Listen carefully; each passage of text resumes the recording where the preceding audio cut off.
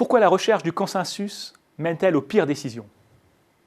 Au début des années 1990, l'entreprise Digital Equipment Corporation, DEC, a besoin d'une nouvelle stratégie.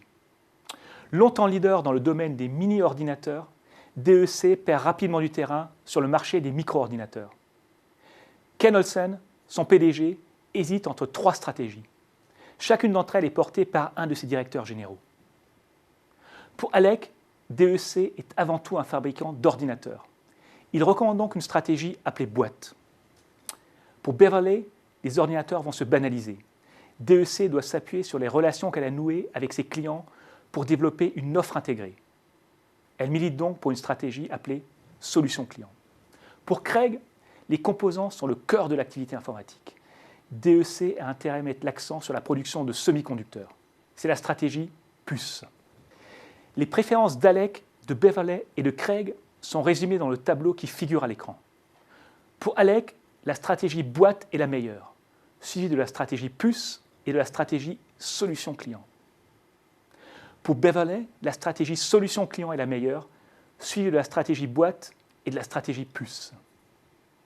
Pour Craig, la stratégie puce est la meilleure, suivie de la stratégie solution client et de la stratégie boîte. L'objectif de Ken Olsen était d'aboutir à un consensus. Si on demande aux 3 dirigeants de choisir entre la stratégie boîte et la stratégie puce, la stratégie boîte gagne, car Alec et Beverley la préfèrent à la stratégie puce. Si on demande alors aux dirigeants de choisir entre la stratégie boîte et la stratégie solution client, la stratégie solution client gagne, car Beverley et Craig la préfèrent à la stratégie boîte. En d'autres termes, la stratégie solution client bat la stratégie boîte qui elle-même bat la stratégie puce. On pourrait en déduire que les dirigeants préfèrent la stratégie solution client à la stratégie puce. Le problème est que ce n'est pas le cas. Lorsqu'on oppose la stratégie solution client à la stratégie puce, c'est la stratégie puce qui l'emporte, car Alec et Craig la préfèrent à la stratégie solution client. Quelle que soit la stratégie par laquelle on commence, il est impossible d'aboutir à un consensus. C'est le fameux paradoxe de Condorcet. Comme les dirigeants de DEC ne parvenaient pas à aboutir à un consensus, ils ont fini par formuler la stratégie suivante: fournir des produits et des services de grande qualité pour faire de DEC un leader mondial du traitement de l'information. Malheureusement, il s'agissait plus d'une déclaration d'intention que d'une véritable stratégie.